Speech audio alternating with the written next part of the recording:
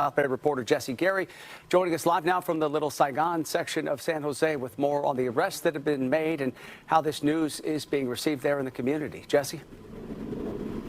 Alex, good afternoon to you. The jewelry store behind me remains closed as the owner is going through the painstaking task of figuring out what the insurance company will and will not cover in this and what's going to come out of his pocket. I'm told it's going to be several $1,000s. Meanwhile, roughly 10 miles from here at San Jose Police Headquarters, officials announcing the arrest of 7 suspects. One of those arrests taking place right in the parking lot of police headquarters. Guns drawn, voices raised, anxiety heightened as San Jose police on Tuesday take into custody 23-year-old Zachary Blue Gordon. This is our community. No one attacks us and walks away. Friday inside police headquarters, officials and detectives detailing the arrest of Gordon and 6 other alleged criminals. They range in age from the late teens to the early 30s and are from all over the region, Pacifica to East Palo Alto, Manteca to San Francisco. I'm glad that they showed their faces because I think that these people need to be put on full display. They need to be shamed. I've been covering these smash and grabs and all of these businesses, and people have been putting life savings into these businesses and these brick and mortar stores. They employ people, they bring in tax revenue, they hold up the community. They're the ones that pay for, wages, and they keep the community sustainable. And then you got these monsters that run around and they all in their late teens and early 20s. And it was another guy that I detailed, I think it was either last week or the week before. And, he had already been on his 3rd strike, but he wasn't even out of his 20s. He was still in his mid-20s. And these people feel like they can just run inside of the community and terrorize it and destroy it. And everybody is just supposed to be okay with it. And I'm not okay with it. I don't think that it's cool. And as you can see, we got a diverse crew of people. We got black people, look like a white man right there, Angel. He gonna be nice in prison. We got everybody. It's all ends of the spectrum. And the other guy that was arrested was a black guy. But see, even though they arrested 7 people so far, they still need to remain vigilant because the smash and grabs, which obviously it was, the same people hitting the same spaces. So you knew that it was going to happen. And as soon as they captured the first person, everybody else was going to fall because they was going to talk, because they was going to throw the book at him because he had 14 felonies. But they need to remain vigilant because it was over 20 people that hit some of those places. And it looks like they got 8 so far. But good job, police. Hiding behind a mask in a crowd of thugs will not shield you from accountability. Detectives say the 7 arrested are part of a larger crew of 13 that robbed the Kim Hung jewelry store September 5th. The store's 88-year-old owner was knocked to the ground and seriously injured in that crime. His niece says the family is relieved there's progress in this case. I had goosebumps and I am so happy. I am so speechless about it. This time the government is step in very quick and very respond for those crap. Yes. Officials are mum on why Blue Gordon showed up at their front door. Other suspects were arrested with assistance from Dublin, San Leandro, Manteca, Antioch, and San Francisco police departments. Crime doesn't stop at city lines, and neither does our pursuit of justice. Investigators say they've recovered a large cache of weapons and drugs during the multiple arrests. The Little Saigon community in San Jose had been on edge since the jewelry store robbery, but has been reassured with the recent arrests. The community realized that we don't just talk about things.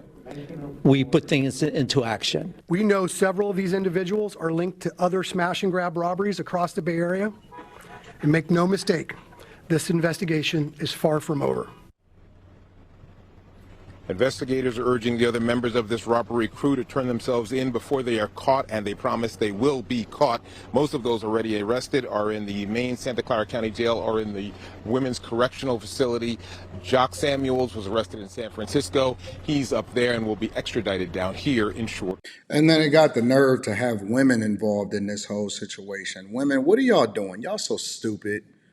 Why would you be involved in this type of situation? Why would this be a thing that you decide that you want to participate in? And don't say you was coerced. I think that the woman should, or women or woman, all of them should be prosecuted to the fullest extent of the law, to make an example out of them, to where you were supposed to be sitting at home and chilling and knitting.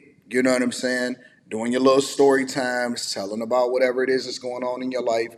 But you decide that you want to be out here in these streets with the thugs. That's fine. That's fine.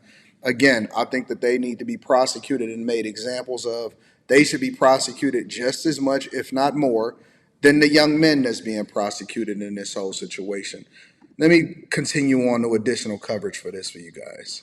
A dramatic smash and grab robbery at the Kim Hung jewelry store had ripple effects felt throughout the San Jose community. And it starts with the family who runs the business. The 88-year-old owner suffered a heart attack and a stroke and is now looking at $50,000 to $100,000 in repair costs. That's not crazy. to mention medical bills and trauma. But Friday, law enforcement leaders announced arrests that represent the first step towards finding justice for this family. This was not just an attack on a hardworking family. It was an attack on a legacy business that represents the American dream. 7 suspects with ties across the Bay Area have been linked to the dangerous robbery that happened in early September. More than 100 officers from 5 different agencies and across 7 cities assisted in the investigation and arrests. We scoured the entire Bay Area, conducting surveillance, serving search warrants, and working day and night with our law enforcement partners. And today, that persistence has delivered results. Police say some members of the group committed other robberies as well, including at a Milpitas jewelry store and the high-profile robbery in San Ramon. These are just a few of the 30 violent robberies, 16 of which were smash and grabs, that have occurred at California jewelry stores since March. It's a crime of cowards, people who hide behind chaos and hope that speed and numbers will shield them from consequences. But that doesn't fly in San Jose. When small businesses are attacked here, we're all attacked. You're no longer dealing with a handful of mom and pop stores. You're dealing with the police chiefs, prosecutors, patrol officers, detectives, mayors, and me. And when Small businesses used to be the backbone of the community. You know what I'm saying? It used to be that there is no respect for anybody and anything anymore. They don't care if they burn down their own small businesses in their own community. They don't care who's affected by it. They don't care if the guy had a heart attack. It doesn't matter if people lose their life savings. It doesn't matter if they don't get reimbursed by the insurance company. These little monsters today, they don't have any regard or any respect for anybody. Even when the crime was committed, which I'm against it, when crime was committed back when I was coming up, because I'm in the 80s baby, the 90s raised me, there was just certain things, certain people, certain situations, certain things that you didn't do. Even when you found out that certain people committed a crime, it was certain people that was off limits, certain times that you just didn't do, certain places you didn't go into.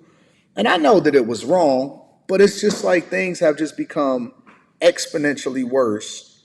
And I know that it's a part of the culture. I know that it's the policies, and it's a lot of different things. But the first thing that it has to start off with is public safety. I'm pretty sure that they're going to snitch. If they put deep enough charges on those people, the same way that they got caught was probably from snitching. If they're going to, figure this out, it has to be participation from the people that want to see their community safe, because you know who the people are that's doing this type of stuff. But good job to the police departments. I always like to give credit where credit is due. Make sure you tap into the Patreon. Link is in the description. Teach Hanley, 40% off your first order, 20% off for life. I love you. I appreciate you. I'm going to keep you guys in the loop.